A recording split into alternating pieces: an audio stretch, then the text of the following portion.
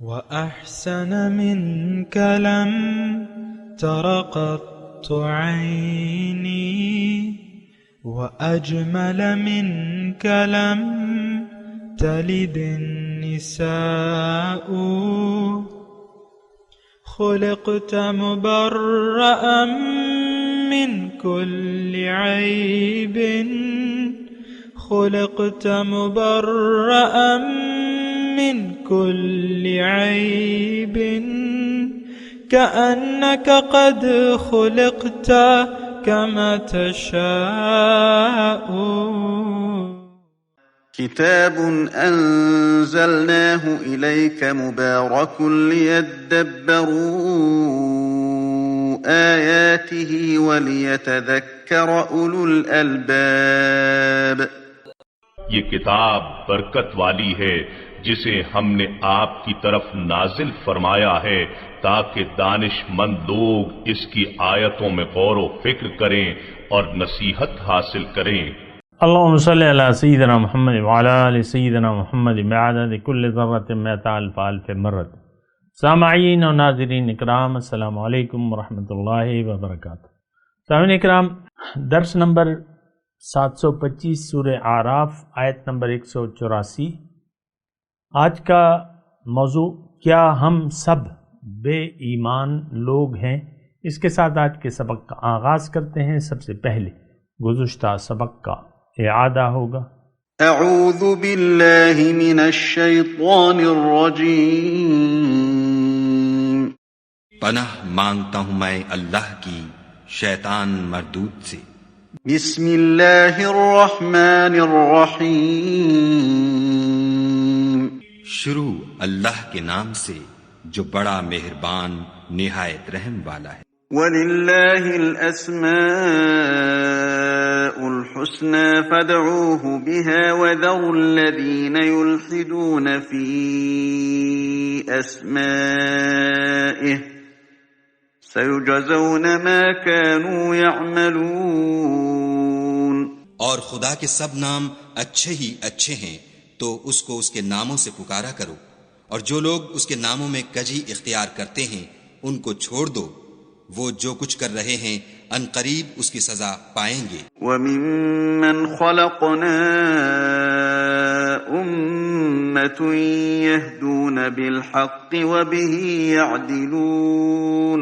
اور ہماری مخلوقات میں سے ایک وہ لوگ ہیں جو حق کا رستہ بتاتے ہیں اور اسی کے ساتھ انصاف کرتے ہیں. والذین کذبوا بآیاتنا سنستدرجهم من حیث لا يعلمون. ان کو بتدریج اس طریق سے پکڑیں گے کہ ان کو معلوم ہی نہ ہوگا. وَأُمْلِي لَهُمْ إِنَّ كَيْدِي مَتِينٌ. اور میں ان کو مہلت دیے جاتا ہوں، میری تدبیر بڑی مضبوط ہے. سامعین کرام، سورہ اعراف آیت نمبر 184. اولم یتفکروا، کیا یہ غور نہیں کرتے؟ ما بصاحبہم من جنہ، ان کے ساتھی کو جنون تو نہیں ہے. ان ہوا الا نذیر مبین، یہ تو کھلم کھلا ڈرانے والا ہے. سامعین کرام، اہم آیت ہے اور اس میں یعنی شان نزول کے مطابق حضور صلی اللہ علیہ وسلم یعنی ہمیں معلوم ہے کہ ان کو 40 سال میں نبوت اور تبلیغ کی ذمہ داریاں عطا کی گئیں، یعنی 40 سال کی عمر میں. نبی تو ازل سے تھے اور وہ ایک الگ مسئلہ ہے، لیکن یہاں پہ یعنی جب اس یعنی اللہ میلاد ہوا ان کا تو 40 سال بعد جو ہے ان کو وہ ذمہ داریاں عطا کی گئیں. اب پیغمبر کو جب انہوں نے یعنی لوگوں کو ڈرانا شروع کیا یا خبردار کرنا شروع کر دیا تو ان کو یہ بات اچھی نہیں لگی، اور یعنی ظاہر ہے کہ وہ تو شرک میں مبتلا تھے ہماری طرح، اور ان کو یہ بات اچھی نہیں لگی تو انہوں نے تکذیب شروع کر دی پیغمبر کی، مختلف قسم کے الزامات وغیرہ اور یعنی کبھی شاعر کہتے معاذ اللہ، کبھی مجنون کہتے، اور کبھی کیا بہرحال انہوں نے وہ اصل میں تعلیم نہیں مانی، جو پیغام تھا رسالت کا کہ لا الہ الا اللہ، اس کو ماننے سے وہ انکاری تھے۔ اور دیکھیں ہم میں ان میں صرف یہ ایک فرق ہے، یعنی وہ بھی شرک جس میں وہ مبتلا تھے، غیر اللہ کو پکار رہے تھے۔ حضور کی تعلیم تو یہی تھی کہ قولوا لا الہ الا اللہ تفلحوا، کہ تم لا الہ الا اللہ کہہ دو تم کامیاب ہو جاؤ گے۔ آج بھی وہی تعلیم ہے حضور کی، مختلف نہیں ہے، اور ہم بھی انکار کر رہے ہیں ان کی تعلیم سے، ان سے انکار نہیں کرتے۔ ابو جہل کہتا ہے کہ انا لا نکذبک، اے محمد صلی اللہ علیہ وسلم ہم آپ کو نہیں جھٹلاتے، ولکن نکذب بما جئت بہ، ہم اس تعلیم کو جھٹلاتے ہیں، اس میسج کو رد کرتے ہیں جس کو جو آپ لے کے آئے ہیں۔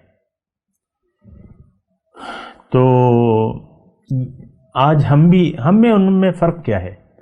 ہم میں ان میں یہ فرق ہے کہ ظاہری طور پہ ہم رسول پر کوئی الزام تراشی نہیں کرتے، بلکہ مانتے ہیں وہ اللہ کے نبی ہیں، یقین ہے ہمارا کہ اللہ کے پیغمبر ہیں، لیکن ان کی جو تعلیم ہے، یہ بات میں دیکھیں آہستہ سے اور جذبات میں نہیں کہہ رہا،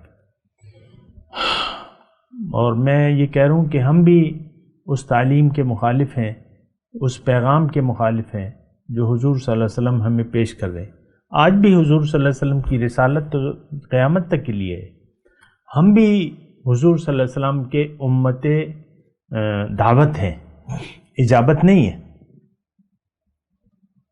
کوئی کہتا ہے تو اس کی خام خیالی ہے، ہم نہ مومن ہیں اور نہ ہمارے دلوں میں ایمان ہے، نہ ہم وہ دعوت جو حضور صلی اللہ علیہ وسلم کی ہے وہ ہم قبول کرنے کے لیے تیار ہیں۔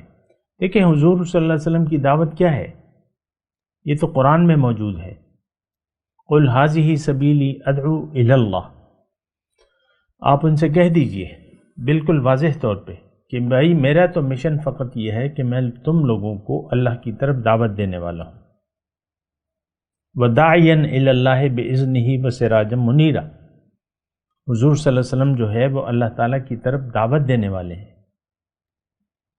تو اب یہ دیکھیں ایسا مضمون ہمیں ایسا نہیں بتایا جاتا، لیکن میں آپ کو بتا رہا ہوں اللہ تعالیٰ کی توفیق سے، اور بندے ہوں گے اللہ کے یقیناً بندے ہوں گے جو اللہ کی طرف دعوت دینے والے ہیں اور جو بھی ہے، لیکن عام طور پہ ایسا نہ ہم سننے کی کوشش کرتے ہیں اس پیغام سنانے والے کو اور اللہ تعالیٰ کی طرف دعوت دینے والے کو۔ تو ایک بات نوٹ کر لیں، انسان دنیا میں آیا ہے تو یا تو اس کی منزل اللہ ہے، یا یہ اپنے اللہ کو منزل بنا لے گا اور زندگی اللہ کے لیے خاص کر لے گا، اپنا رخ اللہ تعالیٰ کی طرف پھیر لے گا، اور زبان سے بھی کہے گا اور عمل سے بھی کہے گا کہ انی وجہت وجہی للذی فطر السماوات والارض حنیفا وما انا من المشرکین، میں نے اپنا رخ پھیر لیا ہے، چونکہ رسول مجھے دعوت دے رہے ہیں لہٰذا میں رسول کی دعوت کو قبول کرتا ہوں اور اپنا رخ پھیر لیتا ہوں اس ذات کی طرف جس نے زمین اور آسمان پیدا کیے ہیں، اور میں مشرکوں میں سے نہیں ہوں۔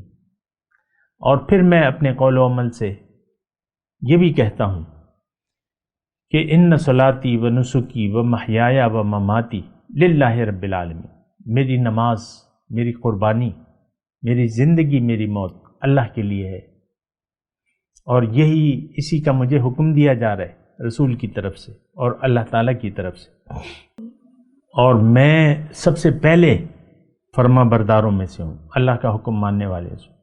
ان صلاتی و نسکی و محیایا و مماتی للہ رب العالمین لا شریک لہ و بذالک امرت وانا اول المسلمین۔ یہ اگر آپ نے کہا ہے ایسا تو آپ کو مبارکباد ہو، آپ کے لیے خوشخبری ہے۔ اگر آپ اپنے قول اور عمل میں سچے ہیں تو آپ کے لیے خوشخبری ہے، اور جنت آپ ہی کے لیے اللہ تعالیٰ نے بنائی ہے، مبارک ہو۔ لیکن اگر آپ کا رخ اللہ کی طرف نہیں ہے، اگر آپ فرما برداروں میں سے نہیں ہیں، اور اگر آپ مشرکوں میں سے ہیں، تو جنت کی بجائے آپ دوزخ والے ہیں، آپ دوزخ کے مستحق ہیں، کیونکہ جنت میں صرف مسلمان جائیں گے جن کا سر جھکا ہو اللہ کے سامنے۔ بلا من اسلم وجہہ للہ وہو محسن فلہ اجرہ عند ربہ ولا خوف علیہم ولا ہم۔ یہ تو دیکھیں کتاب الہی تو بالکل واضح ہے، اور میں آپ کو کتاب الہی کے علاوہ کوئی چیز نہیں پیش کر رہا، یہ بات بھی آپ یقین کر لیں۔ ہو سکتا ہے میری کوئی باتیں آپ کو نہیں لگیں یا آپ نے پہلے نہ سنی ہوں، تو اس کی وجہ یہ نہیں ہے کہ کوئی بیان کرنے والا نہیں ہے، اس کی وجہ یہ ہے کہ آپ نے اس سے پہلے سننے کی کوشش ہی نہیں کی، آپ نے سمجھنے کی کوشش ہی نہیں کی۔ عین ممکن ہے کہ بہت سے لوگ میری بات کو سن کے، ایک کان سے سن کے دوسرے کان سے نکال دیں کہ بھئی یہ تو اپنی طرف سے لگا ہوا ہے۔ تو دیکھیں، نہیں، ایسا نہیں ہے۔ جو پیغمبر ہیں یا جو پیغمبر کے نقش قدم پر ہیں، وہ تو بات تو وہی کرتے ہیں جو اللہ تعالیٰ نے ان کو حکم دیا ہے۔ تو ایسی بات تو نہیں ہے۔ بہرحال اب یہ ہے نا کہ یہ اولم یتفکروا ما بصاحبہم من جنہ، کیا یہ لوگ غور نہیں کرتے؟ اب دیکھیں پیغمبر پہ الزامات کیوں لگائیں؟ پیغمبر کی ذات 40 سال تو ان کے لیے صادق الامین تھی، اور اتنے وہ لوگوں کا اعتماد حاصل تھا کہ نبوت کے دعوے کے بعد بھی 13 سال تک بدستور لوگ اپنی امانتیں ان کے پاس رکھواتے رہے، یہاں تک کہ جب ہجرت کا حکم آ گیا تو امانتیں تھیں ان کے پاس لوگوں کی، تو کیا مجنون کے پاس لوگ امانتیں رکھوائیں گے؟ کہ کوئی عقل سے فارغ ہو معاذ اللہ، اس کے پاس امانتیں آپ رکھوائیں گے؟ کسی بے وقوف شخص کے پاس آپ امانتیں رکھواتے ہیں؟ ایسا تو نہیں ہے۔ تو پیغمبر کی زندگی جو ہے وہ تو ایک کھلی دلیل تھی ان کے سامنے، اور لوگوں کا اعتماد ان کو حاصل تھا، اور پیغمبر کی باتوں کو دنیا میں وہ سچا جانتے تھے، پیغمبر کو سچ جانتے تھے۔ ابو جہل کہتے ہیں ہم آپ کو نہیں جھٹلاتے، آپ سچے ہیں۔ انا لا نکذبک، ہم آپ کو نہیں جھٹلاتے، لیکن جو تعلیم آپ پیش کر رہے ہیں وہ ہم نہیں مانتے۔ ولکن نکذب بما جئت بہ، حضور کیا لے کے آئے تھے؟ لا الہ الا اللہ محمد رسول، ابھی بھی یہی دعوت ہے، اور ہم اس کو ماننے کے لیے تیار نہیں ہیں۔ اس پہ آپ غور کریں، ہم صاحب ایمان لوگ نہیں ہیں، ہمارے دلوں میں ایمان کا ایک ذرہ بھی نہیں ہے۔ اللہ نہ ہماری منزل ہے، نہ ہم اس کو اپنی منزل بنانا چاہتے ہیں۔ انہیں زندگی کا حاصل سمجھ کے دیا دل محبت کے قابل سمجھ کے۔ ہم اللہ کو اپنی زندگی کا حاصل جانتے ہی نہیں، یعنی ہم جس طریقے سے ہم زندگی گزار رہے ہیں، اللہ کی ہمارے اعمال میں یا جو زندگی گزار رہے ہیں، اللہ کی کوئی اہمیت تو نہیں ہے۔ اللہ کی اہمیت تو اس وقت ہوتی ہے جب ہم اس کے حکموں کے سامنے سر جھکا دیتے۔ وَأُمِرْنَا لِنُسْلِمَ لِرَبِّ الْعَالَمِينَ، ہمیں حکم ہے کہ رب العالمین کے حکم کے سامنے سر جھکا دیں۔ تو بہرحال دیکھیں، یہ سوچنا ہوگا، اولم یتفکروا، کیا یہ لوگ سوچتے نہیں ہیں؟ تو یہ ہمیں بھی سوچنا چاہیے۔ دیکھیں، یہ جملہ اگر آپ اپنے لیے اس کا مخاطب اپنے آپ کو قرار دے دیں تو زیادہ بہتر ہوگا۔ ہمارا مسئلہ، دیکھیں قرآن ہمارا مسئلہ ہے نہیں، کہ قرآن میں کیا لکھا ہے اور اس میں کیا بیان ہو رہا ہے، یہ ہمارا مسئلہ نہیں ہے۔ ہاں قرآن کو الفاظ کے ساتھ پڑھ لینا یہ ہمارا مسئلہ ہے۔ میں مطلب تعجب ہوتا ہے نا مجھے کہ آپ قرآن کے الفاظ کو سیکھنا تو فرض عین سمجھتے ہیں، لیکن اس کے معنی کو سیکھنا یا اس سے ہدایت قبول کرنا، اس کو تو یعنی معاذ اللہ ہم برا کام کہتے ہیں۔ یہ اچھا کوئی کام نہیں ہے، یہ برا کام آپ کی نظر میں جو برا کام آپ کے لڑکے کرنے لگیں، آپ کی اولاد کا رجحان قرآن کی طرف ہو جائے تو آپ دیکھ لیں کہ آپ کے کیا وہ ہوتے ہیں۔ میں مطلب اس دور کے جو پیرنٹس ہیں اس کو میں کہہ رہا ہوں کہ آپ اپنے قرآن کے نزدیک اگر آپ کا بچہ جانے لگے قرآن کی تعلیمات پر تو آپ کہتے ہیں یار یہ تو ہاتھ سے نکل گیا، بس یہ تو گیا کام سے۔ دیکھیں میں کوئی الزام تراشی تو نہیں کر رہا، میں تو آپ ہی میں سے ہوں۔ میں جانتا ہوں کہ لوگ قرآن کے قریب جانے کو دنیا کی زندگی کا نقصان سمجھتے ہیں، عام طور پہ سامنے کا۔ ہاں جو بچہ قرآن سے بے رغبت ہو دنیا کے کاموں میں یہ وہ، بس آپ اسے یعنی اس کی ہمت بڑھاتے رہتے ہیں، بڑھو بھائی کام کرو، یہ کرو وہ کرو۔ ایک بچہ اسکول میں آپ کا فرسٹ آ رہا ہے تو آپ مٹھائیاں بھی بانٹتے ہیں، جب بھی وہ اچھے نمبر لے کے آتا ہے اور گریڈ 1 لے کے آتا ہے تو آپ مٹھائیاں بانٹتے ہیں۔ اگر وہ قرآن میں دلچسپی لیتا ہے تو آپ مٹھائیاں نہیں بانٹتے، بلکہ جو کچھ آپ کرتے ہیں یعنی جو آپ سوچتے ہیں اپنے اس بچے کے بارے میں، یہ میں ویسے ایک بات کروں اس کو ذرا سن لیں، تو آپ جو سوچتے ہیں وہ آپ کے ذہن میں وہ آپ جانتے ہیں کہ آپ کیا سوچتے ہیں۔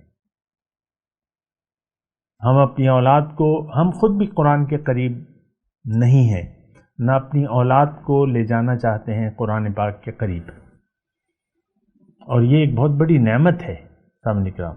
اس کے بارے میں تو ابھی میں آپ کو کیا کہوں، لیکن قرآن اصل دولت جو ہے، اصل نعمت جو ہے وہ قرآن ہے۔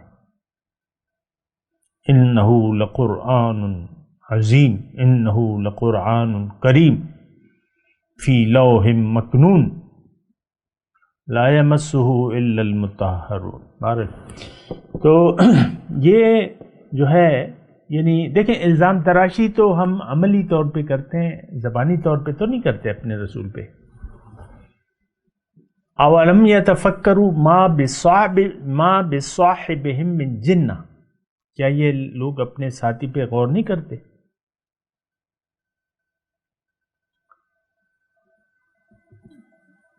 جبکہ یعنی یہ تو معتمد ہے ان کے درمیان، یعنی شان نزول کے حساب سے اگر آپ دیکھیں تو حضور صلی اللہ علیہ وسلم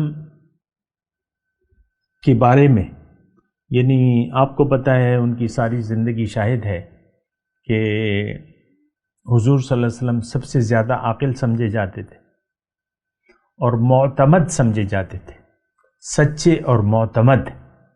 خانہ کعبہ کا وہ واقعہ آپ دیکھ لیں کہ جب سیلاب کی وجہ سے یعنی نبوت سے پہلے کا واقعہ ہے، ان کی نوجوانی کا واقعہ ہے،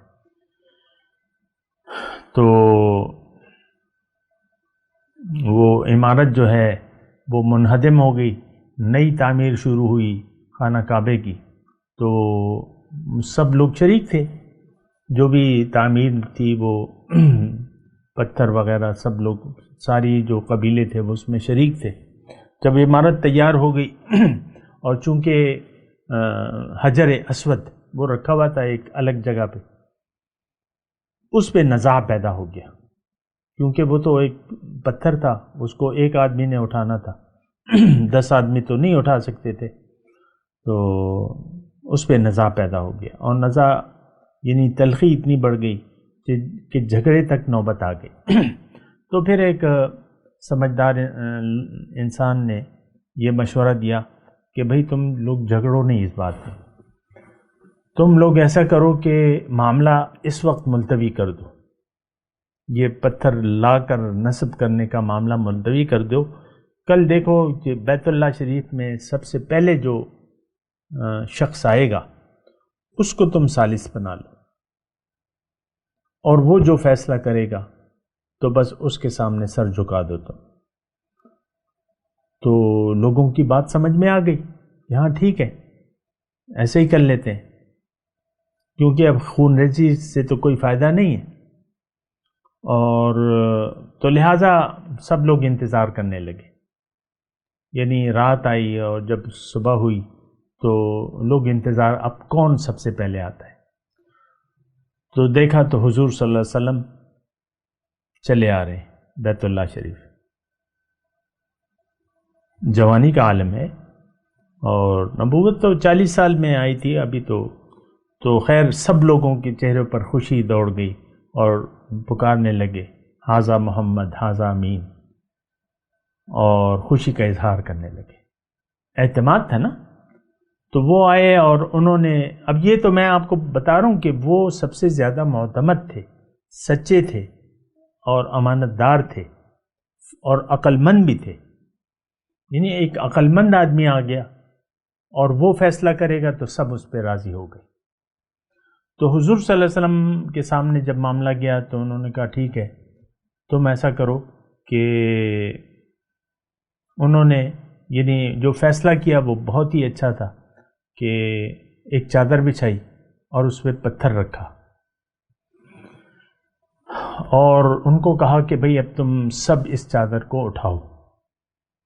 ظاہر ہے کہ چادر تو بڑی تھی، 10 لوگ اس کو اٹھا سکتے تھے۔ تو جتنے بھی قبیلے تھے ان سب کے افراد نے وہ چادر اٹھائی اور اس مقام سے یہاں پر لے آئے جو حجر اسود کے رکھنے کی جگہ تھی۔ اب وہ رکھ دیا، وہاں پہ لا کے چادر کو رکھ دیا سارے قبیلے کے لوگوں نے۔ اس کے بعد حضور صلی اللہ علیہ وسلم نے ان سے کہا کہ دیکھو اب یہ پتھر تو ایک شخص رکھے گا، تم سب لوگ وہاں سے لے آئے ہو اور اس کام میں شریک ہو گئے، اب میں تمہاری طرف سے ایک نمائندے کی حیثیت سے اگر میں یہاں پتھر رکھ دوں تو تمہیں کوئی اعتراض ہوگا یا اس قسم کی کوئی بات کی؟ تو انہوں نے کہا نہیں، بس آپ رکھ دیں پتھر اب۔ تو یہ معاملہ اس طرح پھر حضور صلی اللہ علیہ وسلم نے حل، یعنی عقل مند شمار ہوتے تھے اور معتمد، اعتماد تھا لوگوں کا، سچے تھے۔ اور تو بہرحال تو یہ میں آپ کو بتا رہا تھا کہ حضور صلی اللہ علیہ وسلم کی ذات اور ہر نبی کی ذات نبوت سے پہلے بھی وہ ایک امین اور بالکل، یعنی آپ کو معلوم ہے کہ نبوت کی یہ صفات ہیں، یہ تو چنیدہ لوگ ہوتے ہیں، معصوم عن الخطا ہوتے ہیں۔ تو اب یہ ہے نا کہ یہ اولم یتفکروا، کیا یہ لوگ سوچتے نہیں ہیں ما بصاحبہم، کہ ان کا جو ساتھی ہے۔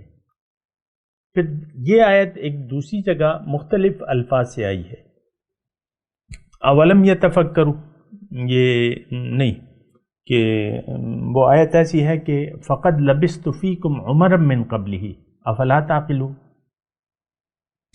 کہ اس سے پہلے تو میں نے ایک عمر تمہارے درمیان گزار دی ہے، کیا تم سوچتے نہیں ہو؟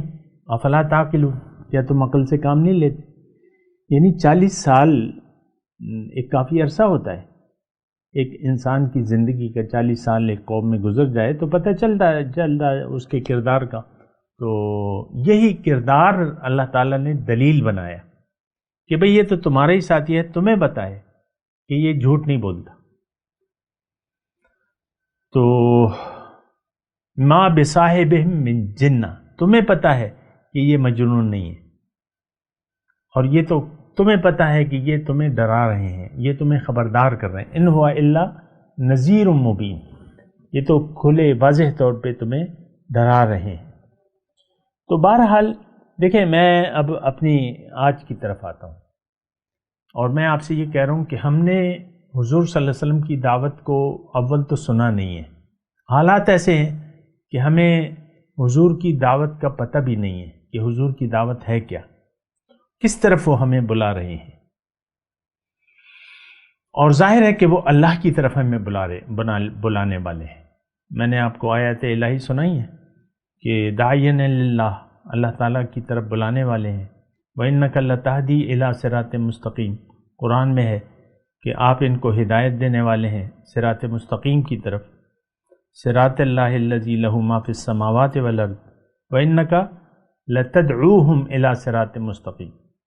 صراط اللہ الذی لہ ما فی السماوات والارض، یہ راستہ اس ذات کا راستہ ہے جس کے لیے ہے جو کچھ آسمانوں میں ہے اور جو کچھ زمین میں ہے.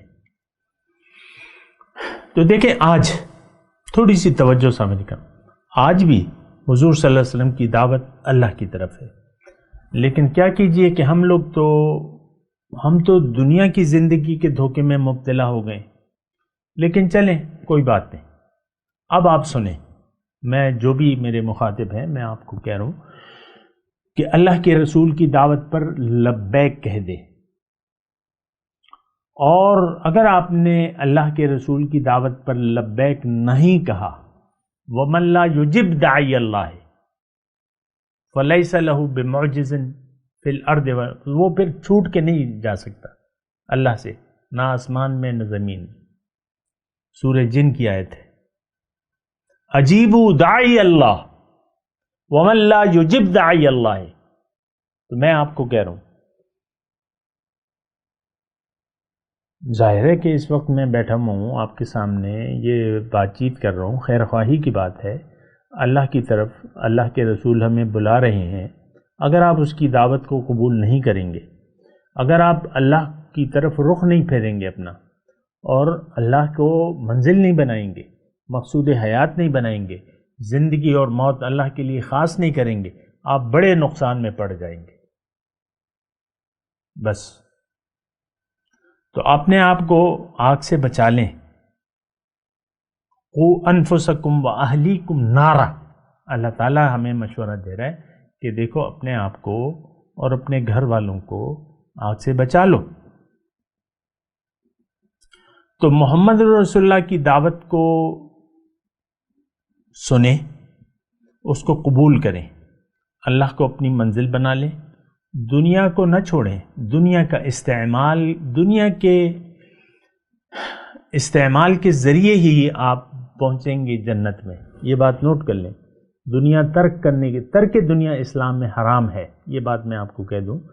زندگی آپ نے گزارنی ہے لیکن اللہ کے حکم کے مطابق، اور اللہ تعالیٰ آپ کو ضروریات زندگی سے نہیں روک سکتا. ضروریات زندگی میں دیکھیں رزق ہے، رزق حلال کمانا جو ہے وہ عبادت ہے، اللہ کا حکم ہے.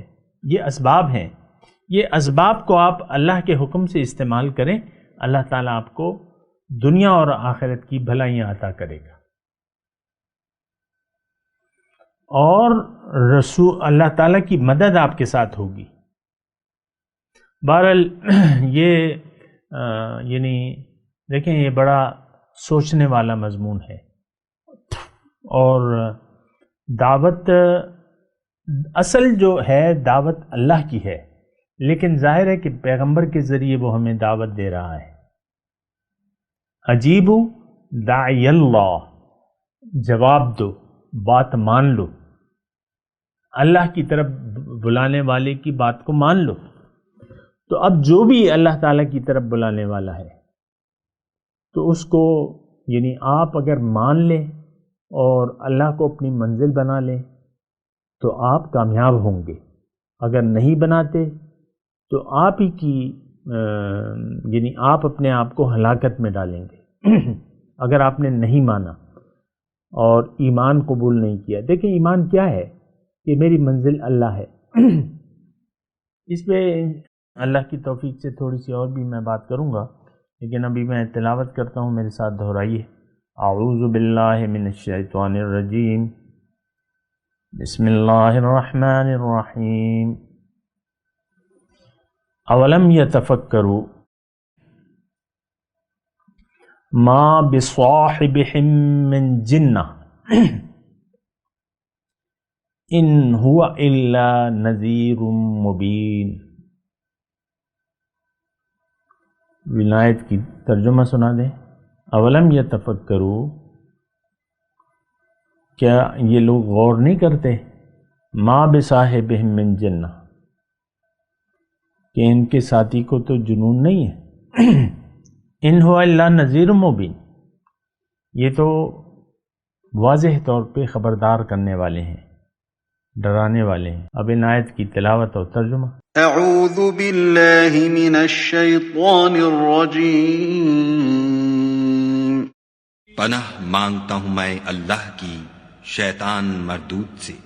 بسم اللہ الرحمن الرحیم، شروع اللہ کے نام سے جو بڑا مہربان نہایت رحم والا ہے۔ اولم يتفکروا ما بصاحبهم من جنہ ان هو الا نذیر مبین، کیا انہوں نے غور نہیں کیا کہ ان کے رفیق محمد صلی اللہ علیہ وآلہ وسلم کو کسی طرح کا بھی جنون نہیں ہے، وہ تو ظاہر ظہور ڈر سنانے والے ہیں۔